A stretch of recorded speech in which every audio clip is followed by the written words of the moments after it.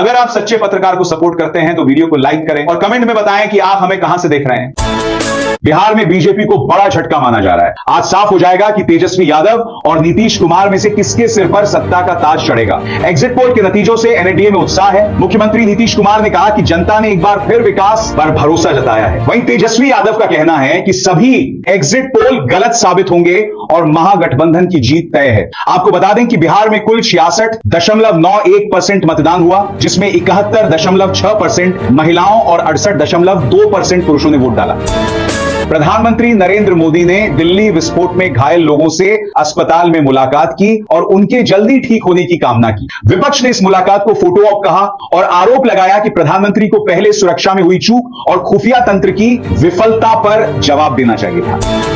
देश के कई हिस्सों में हजारों परिवारों की मेहनत की कमाई बिना दावेदार के पड़ी हुई है। लगभग 80 करोड़ बैंकों, बीमा कंपनियों और म्यूचुअल फंड्स में अटके हैं क्योंकि वास्तविक लाभार्थियों को इसकी जानकारी ही नहीं है।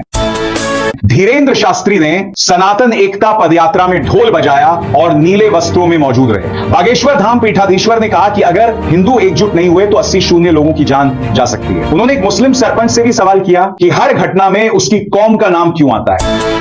मौसम विभाग ने दिल्ली और हरियाणा समेत उत्तर भारत में शीतलहर की शुरुआत की चेतावनी दी है। आने वाले घंटों में तापमान 5 डिग्री सेल्सियस तक गिर सकता है। पर्यावरण कार्यकर्ताओं ने चेतावनी दी है कि 500 AUI का गंभीर प्रदूषण और ठंड का मेल स्वास्थ्य के लिए। के एग्जिट पोल के बाद कांग्रेस नेता राहुल गांधी ने आज उत्तर प्रदेश में दलित और पिछड़े वर्गों के बीच एक सोशल इंजीनियरिंग अभियान शुरू किया। केंद्र सरकार के मंत्री इसे देर से उठाया गया कदम बता रहे हैं। विपक्षी दलों का कहना है कि राहुल गांधी अब वंचित समुदायों को साथ लाकर भाजपा के जातिगत समीकरण को चुनौती देना चाहते हैं।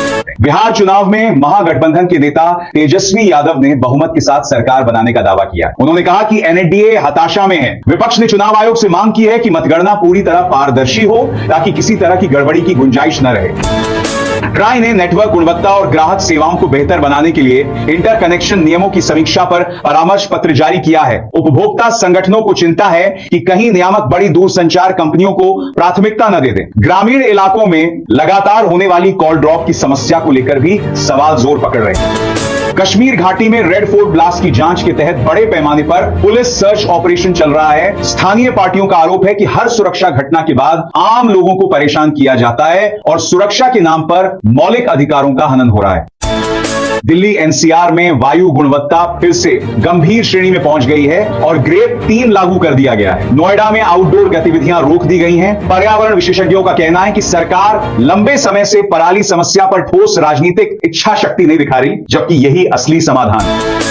केंद्र ने 383 करोड़ रुपए की राष्ट्रीय वन हेल्थ मिशन योजना शुरू की है, जिसका लक्ष्य जूनोटिक बीमारियों से निपटने की क्षमता को मजबूत करना है। स्वास्थ्य विशेषज्ञों का कहना है कि पर्याप्त फंड और राज्यों के बीच समन्वय की कमी इस मिशन की प्रभावशीलता पर बड़ा सवाल है।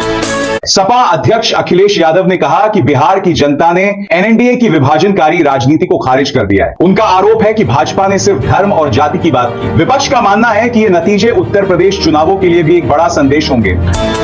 यूरोपीय संसद में यूरोप भारत व्यापार और शैक्षणिक संबंधों पर चर्चा शुरू हुई है। भारत के विदेश मंत्रालय ने इसे देश के बढ़ते वैश्विक प्रभाव का संकेत बताया। हालांकि विशेषज्ञों का मानना है कि कनाडा विवाद के कारण रुके व्यापार समझौतों को आगे बढ़ाना इस बैठक की सबसे बड़ी चुनौती है।